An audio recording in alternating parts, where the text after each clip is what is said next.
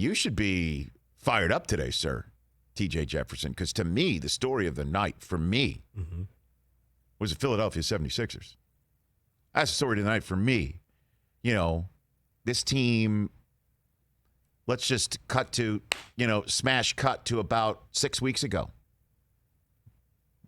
where bubble disperses and the Sixers were a patent disappointment. We're all still wondering what the answer to the question of can Simmons and Embiid play together. Still, that question still lingers. You also have a front office run by Elton Brand, who people are wondering if he knows what he's up to or doing. And what is the way out here when Tobias Harris and Al Horford combined make more money than sitting in the history of the Franklin Mint, and you're wondering, what do you do? How do you do all this? Who's the next coach? Doc Rivers shows up. Daryl Morey shows up. And Daryl Morey last night making moves like, okay, everybody, I got this. Flipping Al Horford, and has 3 years left on his $109 million contract. Skrilla. He takes that and he sends it to Oklahoma City with a second-round pick and a protected 2025 first-round pick. Takes that and flips it to Oklahoma City for Danny Green and Terrence Ferguson.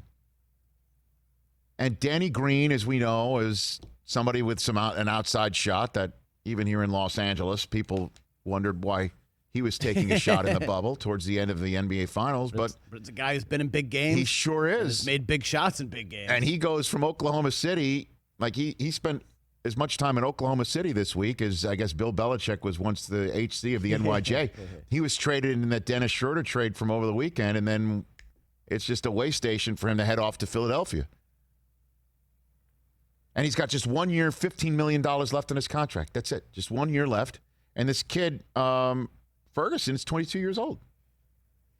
And all it costs you is also, by the way, they gave up their rights to a Serbian player. Now, that guy could be the next great all-star. I don't know. Right. But right now, if you're a Philadelphia 76er and you're wondering, and you're a fan, and you're wondering, how do we get out of this? Well, one way out of it is Al Horford getting him out of there. And he wanted out. Yeah, for sure. His brother took to Twitter. I don't know if you saw. His sister took to Twitter and posted a whole bunch of nasty things that Sixers fans were sending her. Here's his brother. Thank God Al is out of Philly. LAMLAO. And then his next one is, I can't lie. By the way, shots fired at both people here in the studio. It was tough going from the legendary Weird Celtics Twitter, all in caps there, to Crybaby Sixers Twitter. What does that mean? I don't know. Legendary Weird Celtics Twitter? Guys are weird, man. And then Crybaby Sixers Twitter. I mean, Philly fans are special. I thought maybe sure. Boston is. I mean, I'm definitely a crybaby when it comes to Celtics Twitter.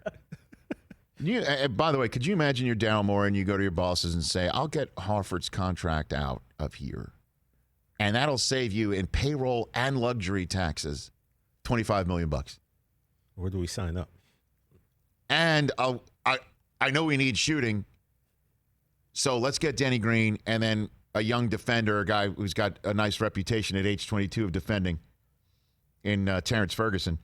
And then you go ahead and flip Josh Richardson and a second-round pick for Seth Curry. Keep it in the family. Who is the son-in-law of Doc Rivers. Amazing. And by the way, I thought he had a great bubble. He did. Seth Curry. Oh, my goodness. I thought Seth Curry was... He was a big winner. By the way, right in front of his father-in-law, he damn near took care of the Clippers after the purple unicorn went out. Seth Curry was one of the big winners of the bubble. I thought he had a great bubble. Yeah. So now you got shooters and Denny Green and Seth Curry and Embiid and Simmons are still sitting right there. Still and you Harris. draft Tyrese Maxey, that kid from Kentucky. How did he last at 21? He's one of those few players that you kind of already figure out. You get a Kentucky player dropping to 21. Right, value. I like their track record. I like what the Sixers did last night, man. Yeah. And they're set up. According to the Philadelphia Inquirer, because I just wanted to make sure that my assessment was similar to what they're talking about on the ground there in Philadelphia, where they are ecstatic about what Daryl Morey did last night. Meek Mill has reached out to James Harden to say, how about here? I did see that. Apparently Meek Mill and James Harden are tight. Forget about Brooklyn. Now, I have no idea how Morey would get Harden and not touch either one of Embiid or Simmons. One of them would have to go, I think. I mean, now that would be a Kaiser Soze, one of the greatest tricks ever made. If he gets Harden there and somehow doesn't have to touch either one of it. I mean, that would never happen. I shouldn't even say another word on that front. I mean, you never say never, Richard. Daryl Morey can work some magic, man. What a night. What a terrific night for Daryl Morey. When you're wondering about the direction, it wasn't just the direction of Embiid and Simmons, but I guess it is all tied together. The direction of the franchise. Who's coaching? Who's shopping for groceries? How do you give Tobias Harris all that money and Horford all that money, and they don't work together with Embiid or Simmons when either one of them are healthy, and you don't know if either one of them can work? And Doc is, I got this, and Morey's, I got this. I like it, man. You should be fired up. Yeah, I'm pretty excited. You should be.